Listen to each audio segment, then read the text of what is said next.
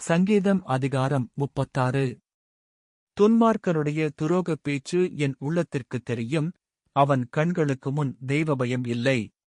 அவன் தன் அக்கிரமம் அருவருப்பானதென்று காணப்படுமளவும் தன் பார்வைக்கேற்றபடி தனக்குத்தானே இச்சகம் பேசுகிறான். அவன் வாயின் வார்த்தைகள் அக்கிரமமும் வஞ்சகமும் உள்ளது. புத்தியாய் நடந்து கொள்வதையும் நன்மை செய்வதையும் விட்டுவிட்டான். அவன் தன் படுக்கையின்மேல் அக்கிரமத்தை யோசித்து நல்லதல்லாத வழியிலே நிலைத்து பொல்லாப்பை வெறுக்காதிருக்கிறான். கர்த்தாவே, உமது கிருபை வானங்களில் விளங்குகிறது. உமது சத்தியம் மேகமண்டலங்கள் பரியந்தம் எட்டுகிறது.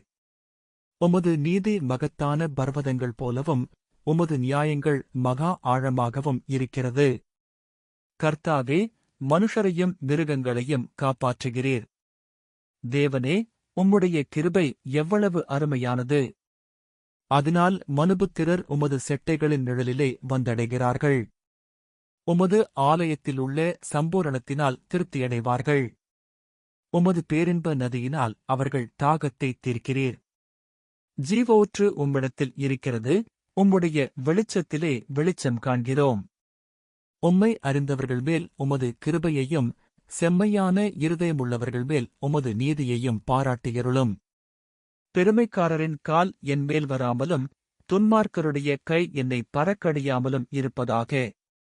அதோ, அக்கிரமக்காரர் விழுந்தார்கள், எழுந்திருக்க மாட்டாமல் தள்ளுண்டு போனார்கள். ஆமேன். அன்பானவர்களே, இந்த சங்கீதம் நமக்கு நினைப்பூட்டுவது என்னவென்றால், மனிதன் செய்யும் தீமையை பார்த்து நாம் பயப்பட வேண்டியதில்லை. ஏனெனில் தேவனுடைய கிருபை எப்போதும் நம்மையிலே இருக்கிறது. அவர் நம் மீது வைத்திருக்கிற அன்பே நமக்கு மிகப்பெரிய பலன். அவர் நமக்கு ஜீவ ஊற்றாக இருக்கிறார். அவருடைய வெளிச்சத்திலே நாம் வெளிச்சம் காண்கிறோம். ஆமேன்.